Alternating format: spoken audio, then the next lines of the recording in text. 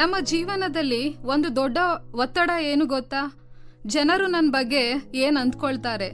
ನಾವ್ ಎಲ್ಲರನ್ನ ಖುಷಿ ಪಡಲು ಪ್ರಯತ್ನಿಸ್ತೇವೆ, ಕುಟುಂಬ, ಸ್ನೇಹಿತರು, ಸಮಾಜ. ಆದ್ರೆ ಸತ್ಯ ಏನಂತ ಹೇಳಿದ್ರೆ, ನೀವು ಎಷ್ಟು ಒಳ್ಳೆಯವರಾಗಿದ್ರು ಯಾರಾದ್ರೂ ನಿಮ್ಗೆ ಟೀಕೆ ಮಾಡ್ತಾರೆ. ನೀವ್ ಏನ್ ಮಾಡಿದ್ರು ಎಲ್ಲರೂ ಮೆಚ್ಚೋದಿಲ್ಲ. ಬೈಬಲ್ ಹೀಗೆ ಹೇಳ್ತದೆ, ಗಲಾತ್ಯದವರಿಗೆ ಬರೆದ ಪತ್ರಿಕೆ 1ನೇ ಅಧ್ಯಾಯ 10ನೇ ವಚನ. ನಾನೀಗ ಯಾರನ್ನು ಒಲಿಸಿಕೊಳ್ಳುತ್ತಾ ಇದ್ದೇನೆ? ಮನುಷ್ಯರನ್ನು, ದೇವರನ್ನು. ನಾನು ಮನುಷ್ಯರನ್ನ ಮೆಚ್ಚಿಸುವುದಕ್ಕೆ ಪ್ರಯತ್ನಿಸುತ್ತಾ ಇದ್ದೇನೆ. ಇನ್ನು ಮನುಷ್ಯರನ್ನ ಮೆಚ್ಚಿಸುವವನಾಗಿದ್ದರೆ ನಾನು ಕ್ರಿಸ್ತನ ದಾಸನಲ್ಲ. ಫ್ರೆಂಡ್ಸ್, ಯೇಸು ಕ್ರಿಸ್ತನು ರೋಗಿಗಳನ್ನ ಗುಣಪಡಿಸಿದ್ರು, ಪ್ರೀತಿಯನ್ನ ತೋರಿಸಿದ್ರು, ಸತ್ಯವನ್ನ ಹೇಳಿದ್ರು. ಆದ್ರೂ ಕೆಲವರು ಅವರನ್ನ ದ್ವೇಷ ಮಾಡಿದ್ರು, ಕೆಲವರು ಅವರನ್ನ ಸುಳ್ಳುಗಾರ ಅಂತ ಕರೆದ್ರು, ಕೊನೆಗೆ ಅವರನ್ನ ಶಿಲುಬೆಗೆ ಹಾಕಿದ್ರು. ಯೋಹಾನನು ಬರೆದ ಸುವಾರ್ತೆ 15ನೇ ಅಧ್ಯಾಯ 18ನೇ ವಚನ ಹೇಳ್ತದೆ, ಲೋಕವು ನಿಮ್ಮ ಮೇಲೆ ದ್ವೇಷ ಮಾಡುವುದಾದರೆ ಅದು ಮೊದಲು ನನ್ನ ಮೇಲೆ ದ್ವೇಷ ಮಾಡಿತೆಂದು ತಿಳಿದುಕೊಳ್ಳಿರಿ. ನೀವು ಸರಿಯಾದದನ್ನ ಮಾಡಿದ್ರೂ ಕೂಡ ಜನರು ತಪ್ಪಾಗಿ ಅರ್ಥ ಮಾಡ್ಕೊಳ್ಬಹುದು. ಫ್ರೆಂಡ್ಸ್, ನೀವು ಎಲ್ಲರನ್ನ ಮೆಚ್ಚಿಸೋದಕ್ಕೆ ಪ್ರಯತ್ನಿಸಿದ್ರೆ ನಿಮ್ಮ ಸ್ವಭಾವವನ್ನ ಕಳೆದುಕೊಳ್ತೀರಿ, ಒತ್ತಡ ಹೆಚ್ಚಾಗ್ತದೆ, ಸತ್ಯವನ್ನ ಬಿಟ್ಕೊಡ್ತೀರಿ. ಹಲವರು ಇಂದು ಸ್ವತಂತ್ರವಾಗಿ ಬದುಕ್ತಾ ಇಲ್ಲ. ಯಾಕಂತ ಹೇಳಿದ್ರೆ ಅವರಿಗೆ ಟೀಕೆಯ ಭಯ ಮತ್ತೆ ನಿರಾಕರಣೆಯ ಭಯ.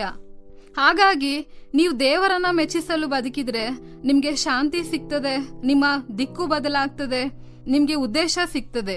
ಕೊಲೊಸ್ಸೆಯವರಿಗೆ ಬರೆದ ಪತ್ರಿಕೆ 3ನೇ ಅಧ್ಯಾಯ 23ನೇ ವಚನ ಹೇಳ್ತದೆ, ನೀವು ಯಾವ ಕೆಲಸವನ್ನ ಮಾಡಿದರೂ ಅದನ್ನ ಮನುಷ್ಯರಿಗೋಸ್ಕರವೆಂದು ಮಾಡದೆ ಕರ್ತನಿಗೋಸ್ಕರವೇ ಎಂದು ಮನಪೂರ್ವಕವಾಗಿ ಮಾಡಿರಿ.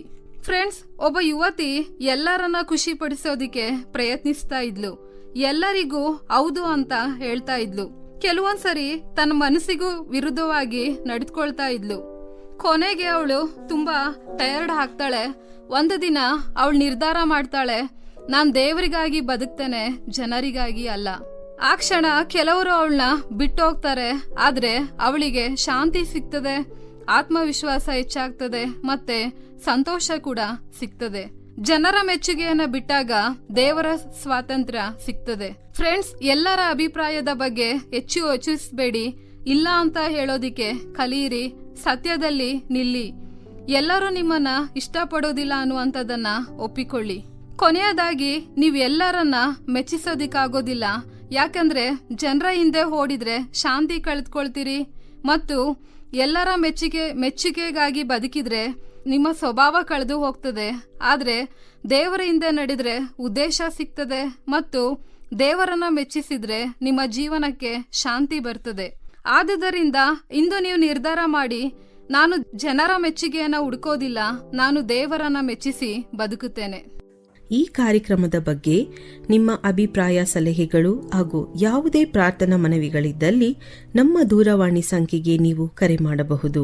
ನಮ್ಮ ದೂರವಾಣಿ ಸಂಖ್ಯೆ 9920260645. ನಿಮ್ಮ ಅಭಿಪ್ರಾಯಗಳನ್ನು ಇಮೇಲ್ ಮೂಲಕವೂ ನಮಗೆ ತಿಳಿಸಬಹುದು. ನಮ್ಮ ಇಮೇಲ್ ID info@fibaonline.org. ವಂದನೆಗಳು.